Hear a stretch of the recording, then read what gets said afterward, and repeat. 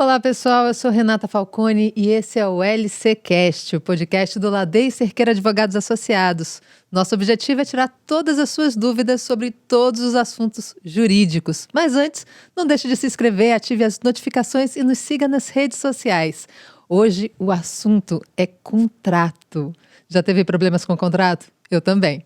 E hoje a gente está com a doutora Camila Ladeia e a doutora Maria Andrade. Apresentem-se.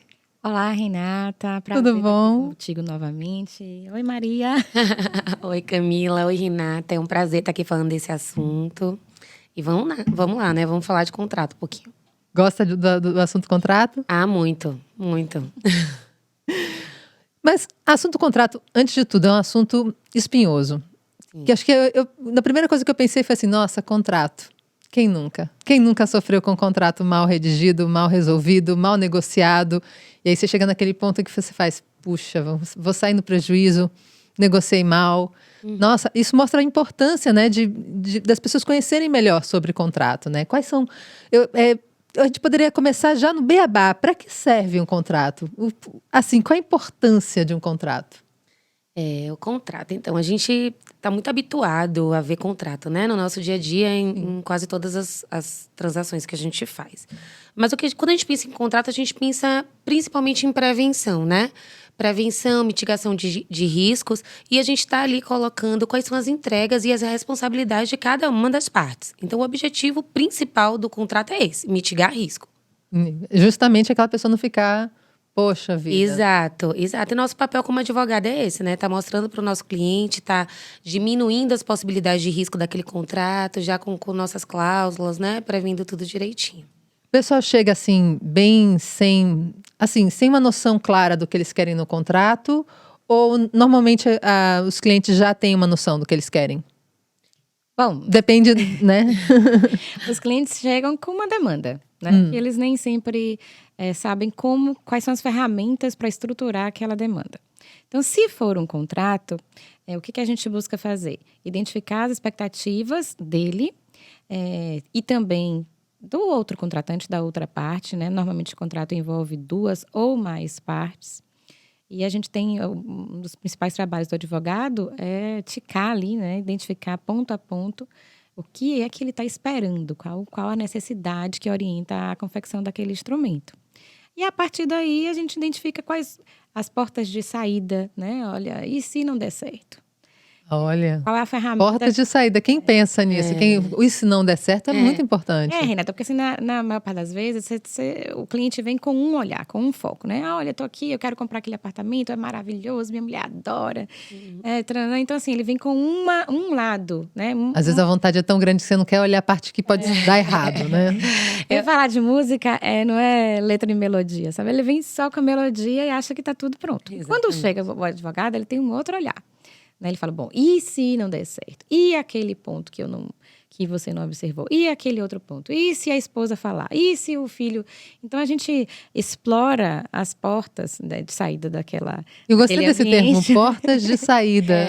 A gente explora as portas daquele ambiente para que ele se sinta seguro, né? O objetivo final é entregar a ele um documento que represente todas as expectativas, todas as possibilidades de solução de conflito, caso eles existam, todas as responsabilidades que estão envolvidas, para que não só o nosso cliente, mas aquela parte que contrata com ele também se sinta satisfeita. É por isso que a gente sempre fala, né? Que a primeira etapa num contrato é a gente ter essa entrevista, esse contato com o cliente, para que a gente possa entender essa demanda. E também para deixar claro para ele, né? Tudo que está ali naquele contrato. Porque o cliente, ele nem sempre está entendendo o que ele está lendo, né? Falo por mim.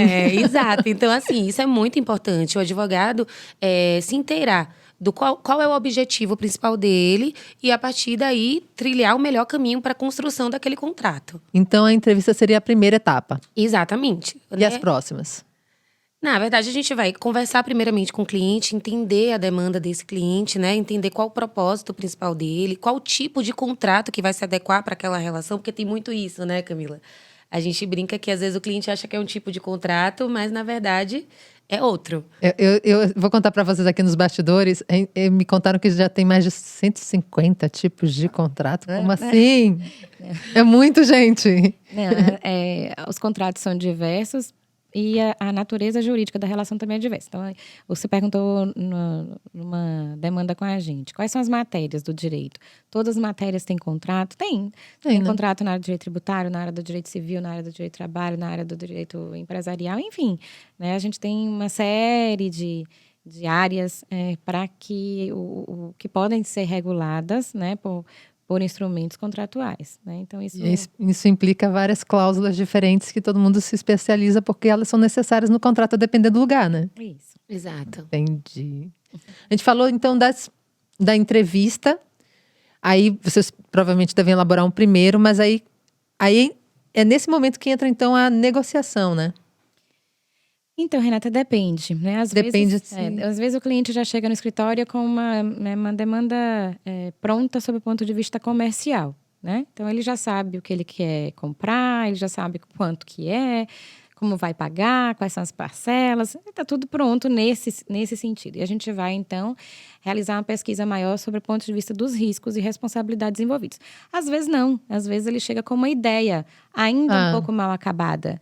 E nossas perguntas, nossos questionamentos ao longo da entrevista vão melhorando aquele objeto, né? É o escopo do trabalho. E aí a gente começa a interagir, a negociação surge quando a gente começa a interagir com a outra parte, que não é parte contrária, porque a gente não está falando aí de conflito, né?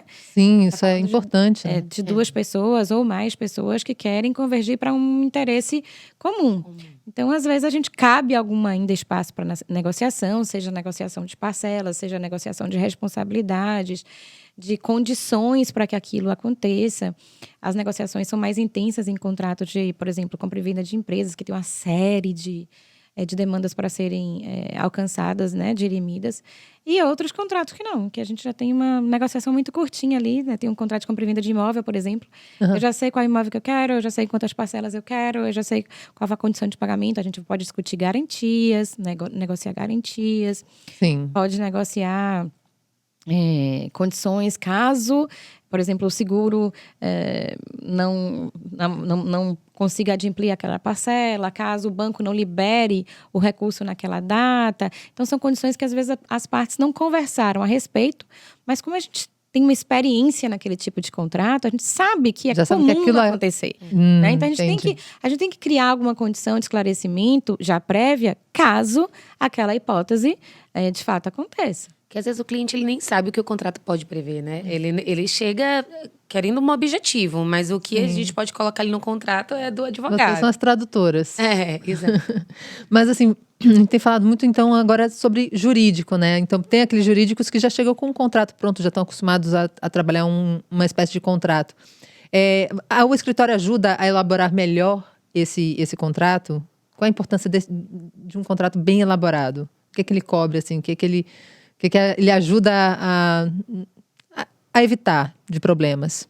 Então, às vezes, o cliente chega sem nenhuma minuta, né? Ou seja, ele vem, a gente parte do zero, né? A gente começa a trabalhar com ele na redação do Normalmente documento. Esse processo é mais lento, né?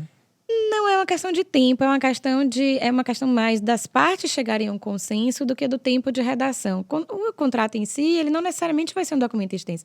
E até tem, quando a gente fala de contrato de seguro, você já contratou um seguro de vida, um seguro de responsabilidade civil, uma coisa assim? De que carro. É feito para não entender, né?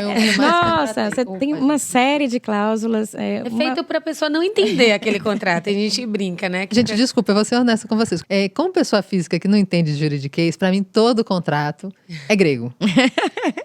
Acho que eu já entendi algumas palavras, sabe? Sabe quando você começa a beabá, que você pega aqueles livros bem infantis, assim, de uma língua nova, e você começa assim, eu acho que essa palavra significa isso. Bom, isso um pouco eu já sei, mas para falar a verdade, assim, eu pego um contrato e eu digo, né? Normalmente tem muita gente que nem lê, né? Já assina e... Sim, a minha tendência é. Não, eu começo. Eu vou falar a verdade como pessoa que não entende de juridiquês, que esse é o meu papel aqui, né? Ajudar o pessoal a entender melhor, através de mim, né? Então eu pego assim um contrato e aí eu digo assim, não, eu tenho que ler, não posso assinar sem ler. Uhum. Aí eu leio. Meu Deus. Sabe aquela sensação do tipo, não mudou muita coisa.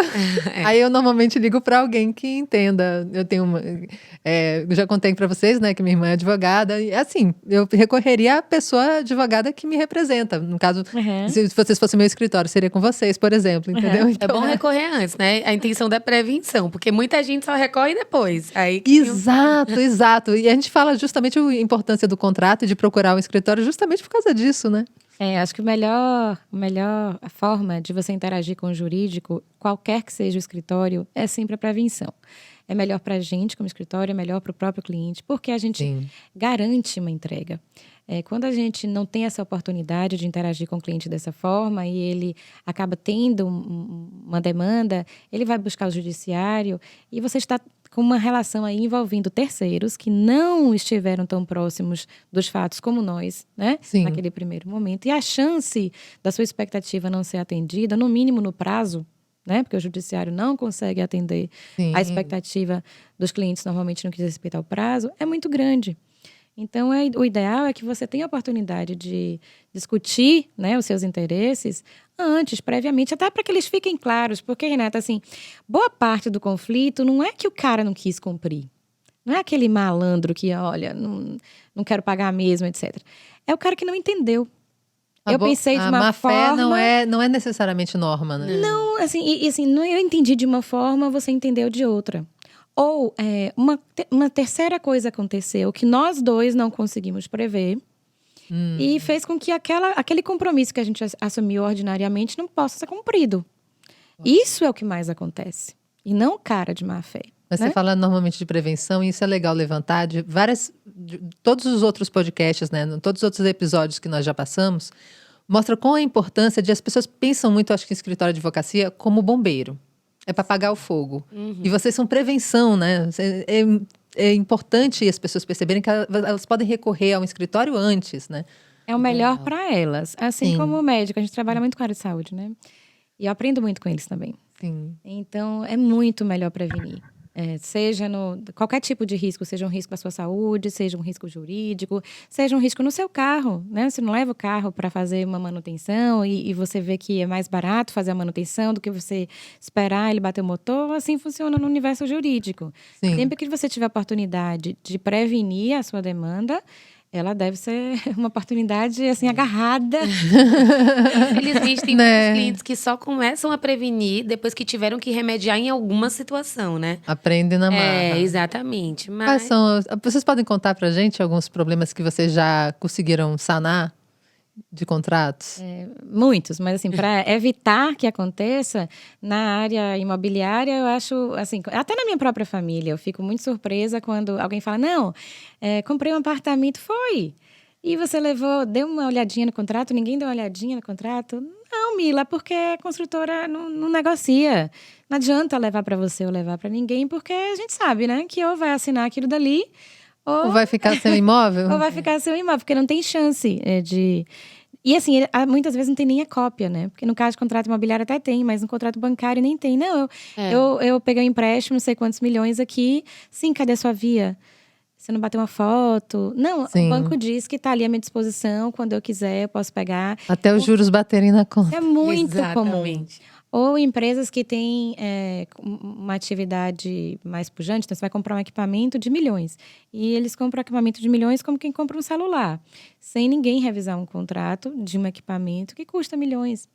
Então, me dá uma dor enorme no coração, porque eu sabia que eu podia embarcar algumas ferramentas de solução ali. Sim. Ou, no mínimo, prevenir aquele cliente de quais as obrigações que ele está pactuando, que ele pode até não pactuar. Por exemplo, no contrato de compra e venda de imóvel, tem uma cláusulinha de cessão que normalmente fala você paga 2% até 10% caso você ceda aquele contrato, uma promessa de compra e venda. Você cede aquele contrato para terceiros. E algumas vezes, você compra, mas desiste de ficar com aquele imóvel para você. E você vai querer ceder aquele contrato antes de efetivamente fazer a transferência do imóvel para sua mão. Gente, é um como se você quisesse transferir a compra para outra pessoa. O direito de adquirir o imóvel. Então, ele transfere para uma outra pessoa. Eu estava comprando, mas eu não vou querer terminar de comprar, eu passo para outra pessoa. Exatamente. Só tentando traduzir. Isso, né? Eu assinei um contrato, mas aquele imóvel não estava pronto ainda. Então, ele é uma promessa. E daí, no meio do caminho, eu resolvi, né, passar para uma outra pessoa, Sim. porque eu não quero mais aquele imóvel, né? Só essa transferência lhe custa X%, né? Do valor do imóvel. É um valor alto. Nossa. Que você perde na venda por conta disso. Inúmeras vezes eu já consegui retirar essa cláusula dos contratos, né? E isso fez com que realmente o cliente não tivesse essa despesa querendo transferir esse contrato. Mas são detalhes, né? Sim. Mesmo, portanto, numa compra e venda, que o preço já está acertado, que o imóvel já é aquele, ainda posso fazer alguma coisa? Sempre pode. No mínimo, ter um perfeito entendimento do que você está fazendo ali. Falei de um contrato de compra e venda, mas um contrato de trabalho. Pouquíssimas vezes, né, um empregado que está entrando numa empresa, ele discute o E hoje é próprio cada vez contrato mais, de né? trabalho, né? E o empregador também, muitas vezes, baixa, faz um download de um modelinho que tem ali na internet. Eu ia perguntar justamente dos modelos, porque eu falei assim, é comum, é hábito? Eu vou deixar a Maria responder isso, porque ela é mais vítima do que eu. Jura? Conta pra gente. Infelizmente, é um hábito. Muitos dos nossos clientes já chegaram com modelo pra gente. Muitos, assim. Muitos. E assim, acham que às vezes é uma coisa simples, tipo, muda um cabeçalho ou alguma coisa do tipo, mas não é.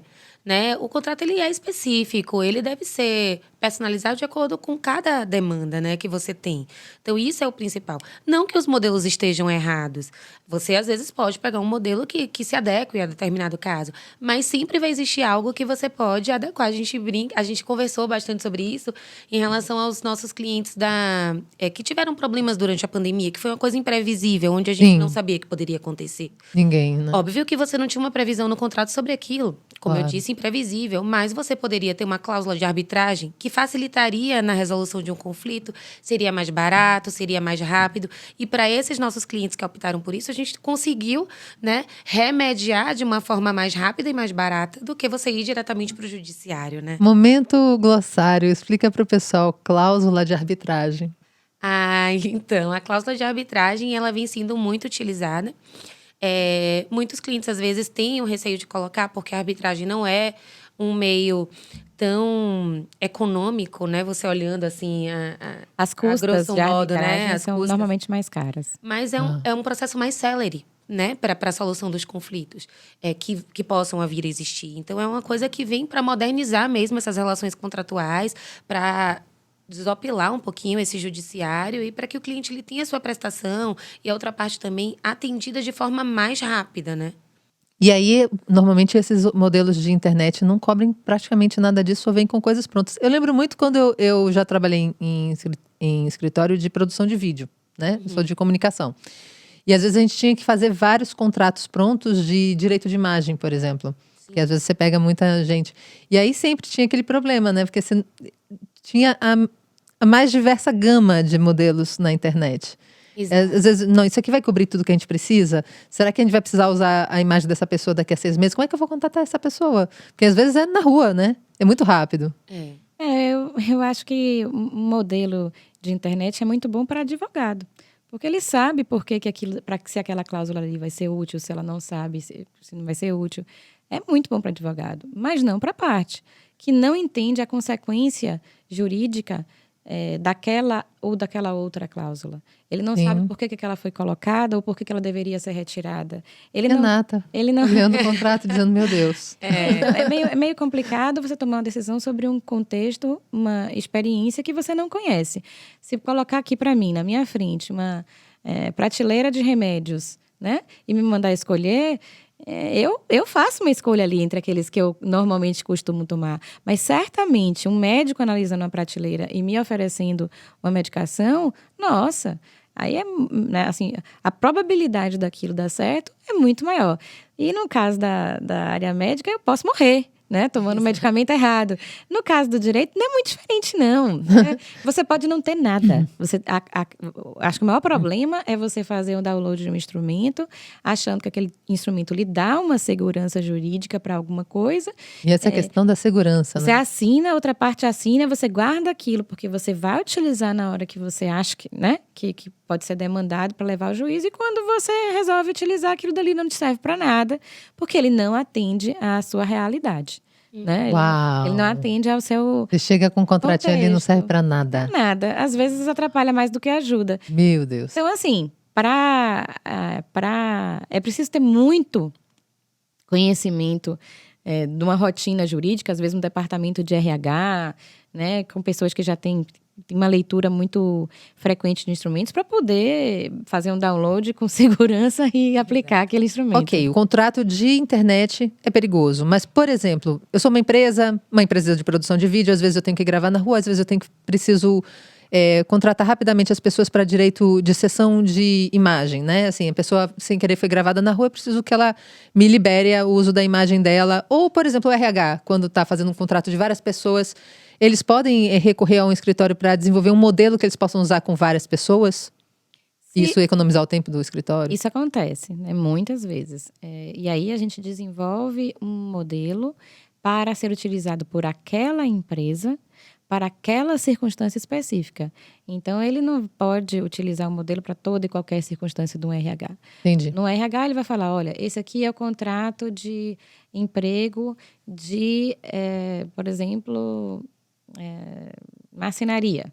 Né? Então, a gente desenvolve todo e qualquer contrato com marceneiros, vai utilizar essa minuta padrão. Caso ela tenha alguma demanda diferente naquele contexto, ela também consulta o escritório novamente para devolver. Contrato de compra e venda de serviço, né? De prestação de serviço ou de compra e venda de um bem.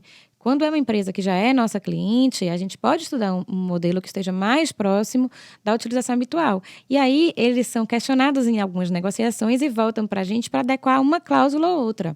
O cliente, por exemplo, chega e fala, Camila, esse é o nosso contrato de prestação de serviço, que foi modelado, inclusive, por vocês, mas o cliente quer mudar a garantia. Ele não muda sozinho a garantia. Ele fala com a gente edita ali aquela cláusula. Para ver se essa solicitação é viável, né? Não é viável. E a gente também vai melhorando esses contratos ao longo do tempo. Né? Então, por exemplo, tem uma legislação nova, teve a LGPD. Né? Como ele estava lembrando, né?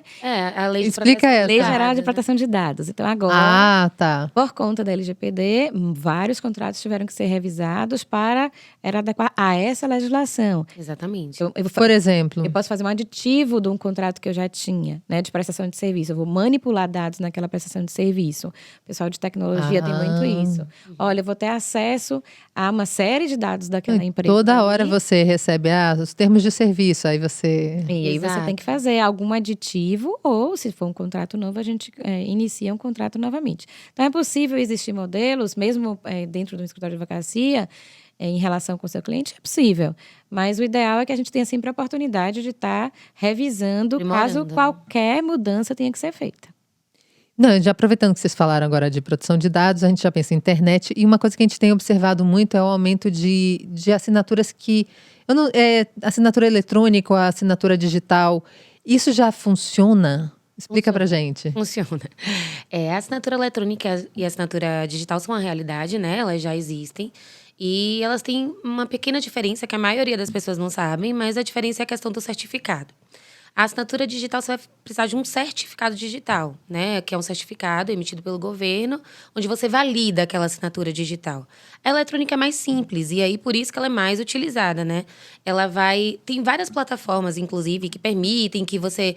O que ajuda, né? Você vai poder estar mandando o documento de forma mais rápida, a pessoa vai receber sem precisar se locomover, né? Onde ela está. Ela vai validar a sua assinatura através de dados, como CPF, e-mail, IP do... Vale como cartório? Vale sim.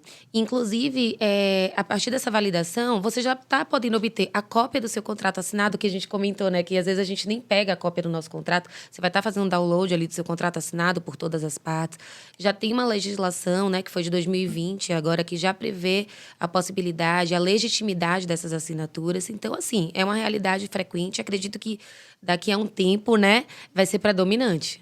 Uau, não, isso vai facilitar muito. Hoje em dia, por exemplo, recentemente eu fiz telemedicina, né? Precisei de uma consulta, fiz por online e recebi também e eu vi, estava assinado. Exatamente, digitalmente ou eletronicamente, né? Tá, só especificando melhor, a digital é pelo governo. Não, a digital você tem um certificado digital. Esse certificado é gerado pelo governo, né, que valida a sua assinatura. né? Mas caso você não tenha um certificado ou queira ou opte por fazer uma assinatura eletrônica, você vai utilizar uma plataforma que vai validar seus dados através de outros dados, como CPF, IP do seu computador, e-mail, e aí vai estar legitimando essa assinatura, entendeu? Comprovando que foi você mesmo que criou. Exatamente. Olha, a tecnologia hoje em dia, né? Chegando cada vez mais longe. Tem que ser nossa aliada, né? Ah, sim, com certeza. Ok. Agora, vocês falaram uma coisa que até me deixou preocupada. O que a gente faz quando é um contrato que ele vem pronto, assim? Ou você aceita esse contrato ou não tem jeito? Sei lá, a assistência médica, por exemplo. Nesse caso, Renata, são os contratos de adesão que a gente fala, né? O cliente, ele chega com um problema com um contrato onde ele apenas leu, ele não teve a oportunidade de negociar sobre aquele contrato, né? De expor as suas opiniões e as suas vontades naquele contrato, que são os contratos de seguro, contratos de plano de saúde. Eu fui no assistência... Empréstimo bancário. No exemplo certo, exatamente, né? Muitos desses contratos. Não significa que, havendo um conflito, você não possa... questionar. O que é que vai acontecer? Você vai buscar o auxílio do judiciário justamente porque você, naquela transação, a gente chama de parte hipossuficiente. Ou seja, existe uma desigualdade, né? Os poderes, né? Exatamente. Você não teve os mesmos poderes para negociar. Então, nesse caso, o juiz ele vai analisar, né, no caso concreto, e se realmente for comprovado de que você estava naquela parte como hipossuficiente, né, como... Momento glossário. Na verdade, menos suficiente, menos poderes da... mais frágil, né? A parte mais frágil na relação contratual. Ou seja, você recebeu o contrato, você não pôde questionar, você assinou, né? Aderiu àquela prestação de serviço, que seja. Então, nesse caso, o juiz ele vai analisar e ele pode, sim, estar adequando aquela realidade, né? Fazendo a igualdade, né? Fazendo aquele papel da balança, que não foi feito no momento da contratação. Porque, Renata, quando a gente fala de contrato, a gente fala de manifestação de vontade das duas partes, né? No mínimo duas.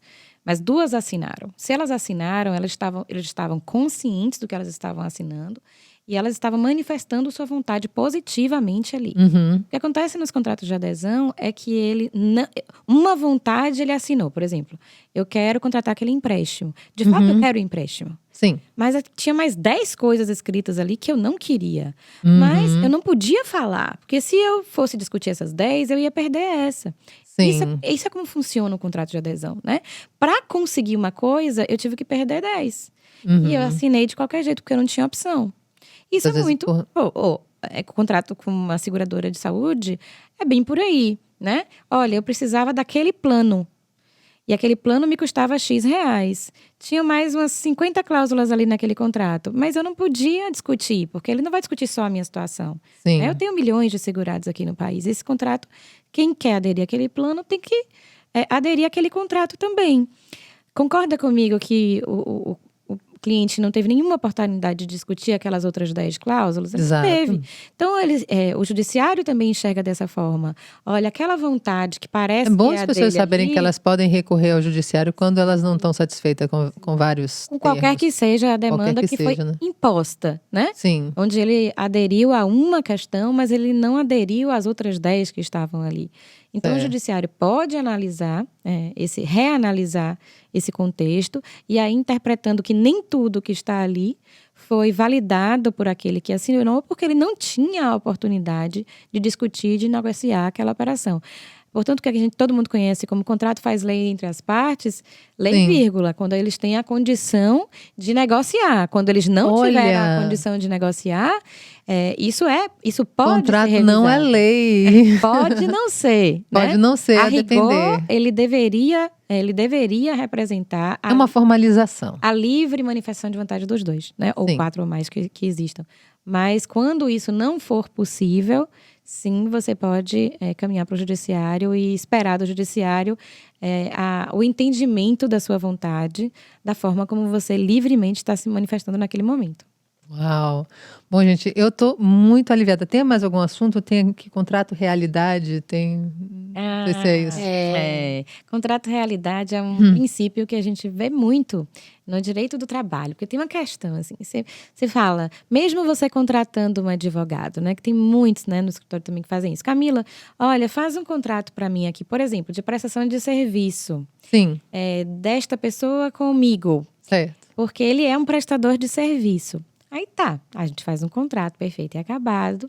Dá 3 anos, 4 anos depois, fala, Camila, que foi isso? A gente fez um contrato de prestação de serviço, eu paguei conforme está no contrato, ele entrou na justiça contra mim, e na justiça do trabalho, e agora você me diz que eu tenho risco de ser condenado? Como assim? Mas eu tenho um contrato, né? Eu tenho um contrato. O contrato não é lei entre as partes. O cara não assinou, não era adesão. Ele podia assinar ou não assinar. Como que você está me dizendo Quantas agora? empresas hoje estão contratando como MEI ou PJ, Isso. né? Então, por que eu tenho risco agora? Tem risco. Sabe por quê? Porque assim, o contrato, o princípio do contrato de realidade fala que caso você tenha uma rotina incompatível com o que você redigiu naquele instrumento, né? No caso do direito do trabalho, por exemplo, você de fato tem uma relação de subordinação, você de fato tinha uma remuneração compatível com o funcionário, existia habitualidade. Então, se estão presentes todos os elementos da caracterização de um vínculo empregatício, não importa o nome que você deu àquilo dali. Olha! Importa a realidade, por isso que a gente fala de contrato realidade, né? Então, realmente não adianta também fazer um contrato para inglês ver. Né? Ah, não, eu vou falar aqui que isso era assim, o outro assim. Se na realidade não foi nada daquilo que você, né, queria que acontecesse. O contrato não pode ser utilizado para fraudar uma relação, para criar uma aparência de um negócio jurídico que não existiu. Também no direito tributário a gente vê muito isso. Contratos de sociedade diferentes, quando na verdade era uma empresa só. Havia um fluxo financeiro que caracteriza um grupo mesmo econômico agindo e não empresas separadas, porque a gente tem as diferenças de simples, né? Mais assunto para próximos episódios. De tributação. Então, o que importa é a gente dizer que assim, não adianta a gente tentar construir algo, um instrumento jurídico, para criar uma realidade fictícia, quando a realidade, de fato, não acontece daquele jeito. É bom saber, né? Que contrato também não resolve tudo se o contrato não... Se ele for um mero contrato e se ele não representar a realidade. Né? Ele precisa representar a real manifestação de vontade das partes. Se for diverso disso, por mais competente que sejam os advogados para redigir, ele não vai lhe dar a segurança jurídica que você veio buscar. Né? É preciso que ele esteja alinhado com a realidade. Gente, muito obrigada. E se você tiver ainda alguma dúvida sobre contrato, manda pergunta pra gente. O Ladei Cerqueira vai ter o prazer de responder todas as suas dúvidas. Esse podcast é para isso. Eu agradeço a doutora Maria Andrade, a doutora Camila Ladeia, tiraram todas as nossas dúvidas. Se você tiver mais alguma, manda pra gente. E esse foi o LCcast, o podcast do Ladei Cerqueira Advogados Associados. Meu nome é Renata e até a próxima.